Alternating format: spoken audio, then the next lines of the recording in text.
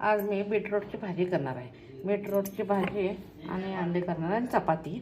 तर त्यासाठी बीटरूट स्वच्छ धुवून त्याची स्किन काढणार आणि मग खिसून घ्यायचं। आता तेल तापलं आहे, जिरे मोहरी कांदा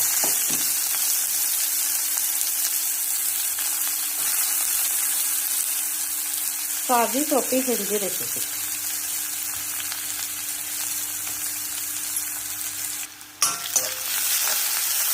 आता कांदा भाजायला कटिंग काय करायचं एकदम असं बारीक चिरून घालायचं, म्हणजे जेवणात काढता येत नाही भाजीतनं।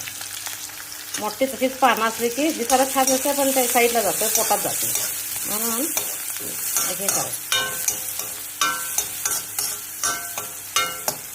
कांदा चांगला भाजला गेला,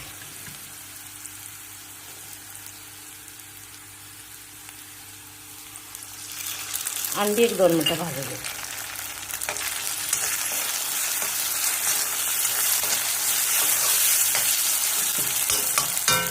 आता ह्याच्यात बीटरूट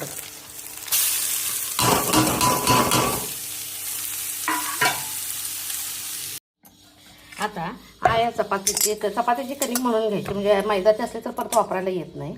आता आहे ह्या चपातीचे दुपारी जेवायला चपाती कणिक, गव्हाची कणिक आहे नाही, आणि मैद्यापेक्षा गहू कधी पण आरोग्याला चांगला, पचन होतं, मैद्याचं लवकर पचन होत नाही, म्हणून मी शक्यतो मैदा कमी वापरते आणि गव्हाचं पीठ जास्त वापरते। आता नाश्त्याला ते कडबू केले, तर जेवायला चपाती करायची।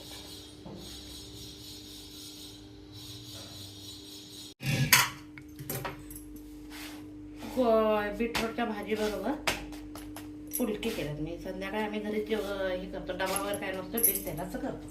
आता तेल तापायला ठेवलं आहे, बीटरूटची वरची स्किन काढली, आता खिसून घेतली। शिरून घेतला की शिजायला जास्त वेळ लागतो, म्हणून खिसून घ्यायचं।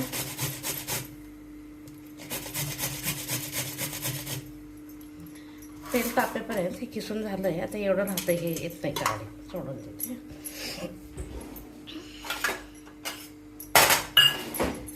एका वाटीत 2 अंडी फोडून घ्यायची।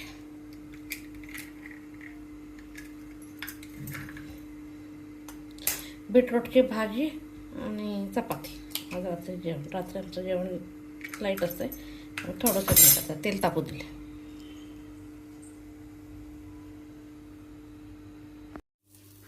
आता बीटरूटची भाजी खाण्यासाठी तयार आहे।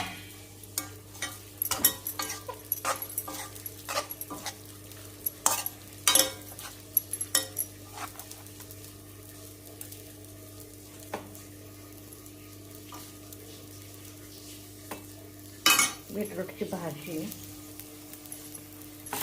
मी नाश्त्याला डोसे करायला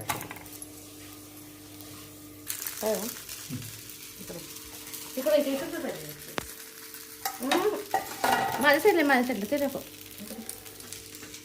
ಶುರು ಮಾಡಿಲ್ಲ थांबा चपाती